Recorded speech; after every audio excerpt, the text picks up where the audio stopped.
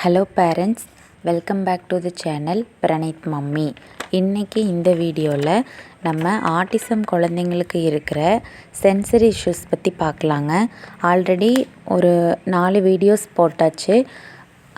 Site, காது கேட்குற sense, அப்புறம் டேஸ்ட் சென்ஸு, ஸ்மெல் சென்ஸ் பற்றியெல்லாம் நம்ம ஆல்ரெடி வீடியோஸ் போட்டாச்சு. ஸோ இந்த வீடியோவில் டச்சு சென்ஸ் பற்றி பார்க்கலாங்க. இப்போ ஆட்டிசம் குழந்தைங்களுக்கு சென்சரி இஷ்யூஸ் இருக்கும். அது பிறந்ததுலேருந்தே இருக்கும். அதை வச்சு தான் நம்ம குழந்த ஆட்டிசமா இல்லை நார்மல் குழந்தையா அப்படிங்கிறத கண்டுபிடிக்கணும். ஸோ பிரணீத்துக்கு சென்சரி இஷ்யூஸ் எல்லாம் பிறந்தே இருந்துச்சு. அப்போ இது ஆட்டிசம் அப்படின்னு தெரியாததுனால நான் 3rd year 3 years பிரணீத் இருக்கும்போது தான் எனக்கு தெரிஞ்சிச்சு. அதுக்கப்புறம் தான் நான் கண்டுபிடிச்சேன். ஸோ இப்போது டச்சு சென்ஸில் என்னென்ன டிஃப்ரென்ஸ் நீங்கள் நோட் பண்ணலாம் அப்படின்னு நான் சொல்கிறேங்க. இப்போ டச்சு சென்ஸில் அந்த குழந்தை ஒன்று ஹைப்போ சென்சிட்டிவிட்டியாக இருக்கும், இல்லைன்னா ஹைப்பர் சென்சிட்டிவிட்டியாக இருக்கும். அந்த குழந்தை ஹைப்போ சென்சிட்டிவிட்டியாக இருந்தால் ரொம்ப சீக் பண்ணுவாங்க, ஹைப்பர் சென்சிட்டிவிட்டியாக இருந்தால் அவாய்ட் பண்ணுவாங்க. இதுதான் எல்லா சென்ஸுக்குமே பேசிக்காக தெரிஞ்சுக்க வேண்டியது. டச்சு சென்ஸில் எப்படி அவாய்ட் பண்ணுவாங்க அப்படின்னு பார்க்கலாங்க. சோப்பு போட்டிங்கன்னா பிடிக்காது, அந்த குழந்த சோப்பு போட மாட்டாங்க. முக்கியமாக கைக்கு சோப்பு போடவே கூடாது. சோப் போட்டிங்கன்னா கையை 2ஐயும் மேலே தூக்கிக்குவாங்க. குளிக்கிறதுனா அந்த குழந்தைங்களுக்கு பிடிக்கவே பிடிக்காது. தலை குளிக்கிறதுனா சுத்தமாக பிடிக்கவே பிடிக்காது. தண்ணியில் கை கழுவுறதுனா சுத்தமாக பிடிக்காது. கை கழுவுறதெல்லாம் விரும்ப மாட்டாங்க. குளிக்கிறதுனா பிடிக்காது. தலைக்கு குளிக்க வைக்க முடியாது. குளிக்கும்போது கையை 2ஐயும் மேலே தூக்கிக்குவாங்க. கையில் ஒரு சொட்டு தண்ணி கூட பட விட மாட்டாங்க. கையில் ஒரு சொட்டு தண்ணி பட்டுருச்சுன்னா உடனே அதை நம்ம ட்ரெஸ்ஸில் தொடச்சி விட்ருவாங்க. தலை சீவுனா அந்த குழந்தைங்களுக்கு பிடிக்காது. தலையில் ஹேர் ஆயில் அப்ளை பண்ண முடியாது. அப்ளை பண்ணால் அது அந்த குழந்தைங்களுக்கு பிடிக்காது. ப்ரஷ் பண்ணுறதுக்கு அந்த குழந்தைங்களுக்கு சுத்தமாக பிடிக்காது. ப்ரஷ் பண்ணால் அலோவ் பண்ண மாட்டாங்க. கையில் சோப்போ தண்ணி அதெல்லாம் ஏதாவது பட்டுருச்சுன்னா உடனே நம்மளோட ட்ரெஸ்ஸில் தொடச்சி விட்ருவாங்க. அப்புறம் ஸ்லீவ்ஸ் வச்ச ட்ரெஸ்ஸு போட்டால் அந்த குழந்தைங்களுக்கு பிடிக்காது. பர்டிகுலரான ட்ரெஸ்ஸு மட்டும்தான் அந்த குழந்தைங்களுக்கு நீங்கள் போட முடியும். இந்த டச்சு சென்சரி இஷ்யூஸ் இருந்துச்சு அப்படின்னா ஒரு பர்டிகுலர் ட்ரெஸ் மட்டும்தான் நீங்கள் போட முடியும். டைட்டான ட்ரெஸ்லாம் எதுவுமே போட்டால் அவங்களுக்கு பிடிக்காது. முக்கியமாக பேண்ட் போட்டால் பிடிக்கவே பிடிக்காது. உடனே மேலே தூக்கி விடுவாங்க. முட்டிக்கு மேலே பேண்ட்டை தூக்கி விடுவாங்க. ஸ்லீவ்ஸ் போட்டால் முட்டி வரைக்கும் ஸ்லீவ்ஸை மடக்கி விட்டுக்குவாங்க. நம்ம கையை பிடிச்சி கொண்டுட்டு போய் அந்த ஸ்லீவ்ஸை மடக்கி விட சொல்லுவாங்க. நம்ம கையை பிடிச்சி கொண்டுட்டு போய் பேண்ட்டை முட்டி வரைக்கும் மடக்கி விட சொல்லுவாங்க. அவங்களுக்கு வெறும் ட்ரௌசர்ஸ் தான் போட்டு விட முடியும். ஷூ போட முடியாது.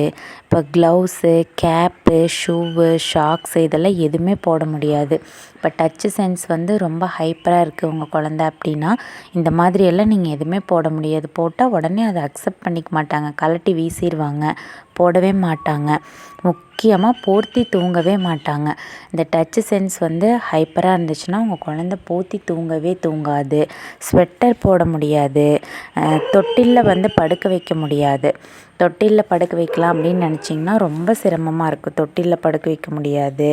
அம்ப்ரெல்லா யூஸ் பண்ணிங்கன்னா பிடிக்காது. அம்ப்ரெல்லா விரித்து பிடிச்சிட்டு மழை வருது அப்படின்னு சொல்லி நீங்கள் அம்ப்ரெல்லா விரித்து பிடிச்சிங்கன்னா அதை கூட அந்த குழந்தையால் அக்செப்ட் பண்ணிக்க முடியாது. ஆட்டிசம் குழந்தைங்களால் கிஸ் பண்ணிங்கன்னா அந்த குழந்தைங்களுக்கு பிடிக்காது.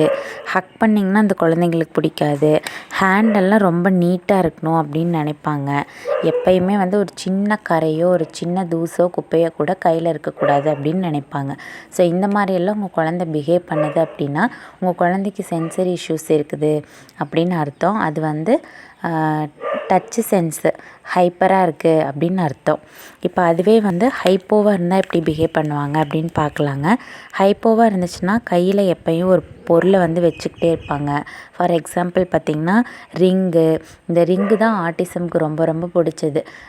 நீங்கள் கடையில் விற்கிற ரிங் டாய்ஸ் வாங்கி கொடுத்தீங்கன்னா அதை எந்நேரமும் கையில் வச்சுக்கிட்டே இருப்பாங்க. அடுத்து பிளாக்ஸு, ஏதாவது ஒன்று பிளேயிங் திங்ஸு ஏதாவது கையில் வச்சுட்டே இருப்பாங்க. குறிப்பாக சல்லடை வச்சுருப்பாங்க. ரொம்ப கலர்ஃபுல்லான ஐட்டம்ஸ்லாம் கையில் எந்நேரமும் வச்சுக்கிட்டே இருப்பாங்க.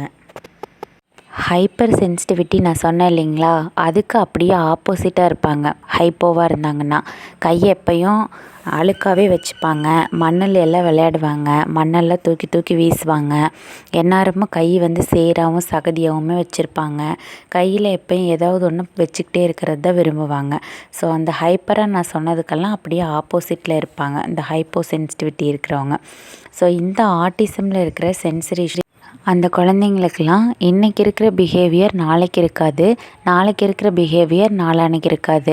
இந்த சென்சரி இஷ்யூஸ் எல்லாம் டேக்கு டே மாறிக்கிட்டே இருக்கும். சில டைம் அந்த குழந்தைங்க சென்சரி சீக்கராக இருப்பாங்க, சில நேரம் அந்த குழந்தைங்க சென்சரி அவாய்ட் பண்ணுறவங்களாம் இருப்பாங்க. ஸோ சென்சரி இஷ்யூஸை பொறுத்த வரைக்கும் குழந்தைங்களுக்கு மாறிக்கிட்டே இருக்கும். ஸோ ஒரு ஸ்டேபிளாக இருக்காது. அதை நம்ம ஸ்டேபிளான நிலைமைக்கு ஒரு ரெகுலேட்டுக்காக கொண்டுட்டு வர்றதுக்கு என்ன பண்ணணும் அப்படிங்கிறத நான் அடுத்தடுத்த வீடியோஸில் தொடர்ந்து சொல்கிறேங்க. நம்ம சேனல் பிடிச்சிருந்தது அப்படின்னா மறக்காமல் லைக் பண்ணிவிட்டு சப்ஸ்கிரைப் பண்ணிக்கோங்க. Thank you so much.